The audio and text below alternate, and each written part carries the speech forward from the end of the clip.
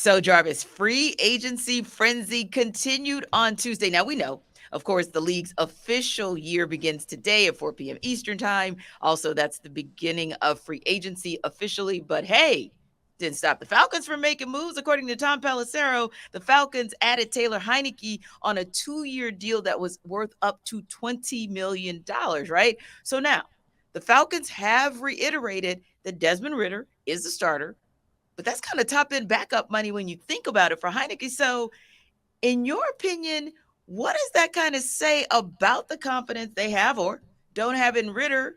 And do you think that maybe there's signs that were leading up to this? Did we get any sneak peek into this happening?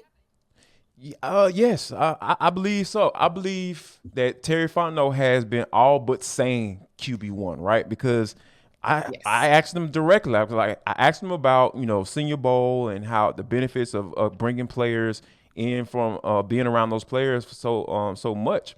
And his immediate example to me was Desmond Ridder. As far as how consistent he was, how every time they interacted him, he was the same way Yes. every time. And I feel like that's all what coaches and executives that are leading teams, they look for. They look for consistency, right? And, if you can consistently, excuse me, be a player that brings is the same way every time. That means that hey, there is a ceiling that is going to be a little bit higher than that person who is inconsistent when you interact with them on a daily basis. So I really believe that Terry Fontenot and Arthur Smith have been slowly but surely dropping little nuggets here and there, but they didn't come out and just say it. Right. You know what I'm saying? And that's what I feel like people took that as, oh, the Falcons have a quarterback issue. And no, that's not necessarily the case. That's why I say I was laughing at the Lamar Jackson. Yeah, that's cute and all. That's fun. That's fun to talk about, but it wasn't going to happen because they trust what they evaluated just last year. And if we're talking about 2 years, he played 12 games and he looked horrible. Yeah, let's get into quarterback business. But he played 4 games last year, small sample size. He looked fine. He got better each and every game. That's that consistency that we talked about. Mm-hmm. And we're gonna see what bringing a high level backup that hey, just in case something happens, Yes. Desmond Ridder start to smell himself for whatever reason, and you got somebody that's capable of starting games for you, and then you jump into the quarterback pool in 2024. So I think that all in all, this all but confirms what we've been talking about on this show. And like I said, we participated in the whole Lamar Jackson thing, but at the Yes. end of the day, once we got a foundation of what we feel like Terry Fontenot and Arthur Smith are selling, I think this is an easy buy for me as far as when this news came out about Taylor Heinicke. And I still feel like the Taylor Heinicke signing will not or does not say that Desmond Ridder is not QB1. I still feel like he is in that driver's seat. Right. What I do think is interesting is that maybe also what transpired between the Bears and the Panthers over the weekend dictated some of this movement as well, because Mm. before that happened, the Falcons were in the 8th spot, but there were rumblings about, hey, what happens if Bryce Young or CJ Stroud might be there at 6? But you know what happens every single year. Once a quarterback or a particular position player is taken, the trickle down effect is that the dominoes start falling and it's that player, that player, that player, that player. So the Panthers didn't basically trade away the world in order to get that number 1 pick, right? So Mm-hmm. that they could just trade it down. They're going to Right. go to 1, they're going to go get themselves a QB, and everybody between that first pick of a QB and probably the Falcons will probably follow the same unless they truly don't need a quarterback. That said, if a Bryce Young or a CJ Stroud will likely be gone, then go ahead. That's more reason for you to invest and support Desmond Ridder as becoming your strong QB1 Mm-hmm. and having a guy who can maybe push him or give him just a little hint of competition to become that QB1 that much faster. So I do think that that could have played a part as well in saying, we might have to give up a little too much if we want to go up to go get Stroud or Young. No, thank you. Let's go with Ridder. Let's see what we got. If we don't have what we think we have, we got Heinicke and we got 2024. So, yeah, absolutely would agree with you there. And of course, we know one of the other big deals made on Tuesday that was reportedly made on Tuesday. Of course, we'll find out likely officially today around 4 o'clock in 1 second. And that is Kaleb McGary being re-signed to a 3-year deal worth about $34.5 million. And when you look at where that deal is and where we thought it was going to be, if you do the quick math on it, it's roughly about 11 mil a year and give or take a few $100,000, whereas there were thoughts that he might be upwards in that 18 to 20 mil range. So to have gotten him at 11 mil, I think that was a pretty good look for what he brings to the table. And what I did think of as well, Jarvis, because remember, we talked about this yesterday. The Kaleb McGary signing or not signing would dictate to us where the rest of the dominoes would fall, potentially. Yes, absolutely. Look at the roster as it's now constructed. We know there may be some more moves today, tomorrow, and in the coming days. But as it's currently constructed, regardless of if there are more moves, regardless of even what they do in the draft, do you feel like they have the recipe and the roster for success? And what is your definition of success this season, if you think they do?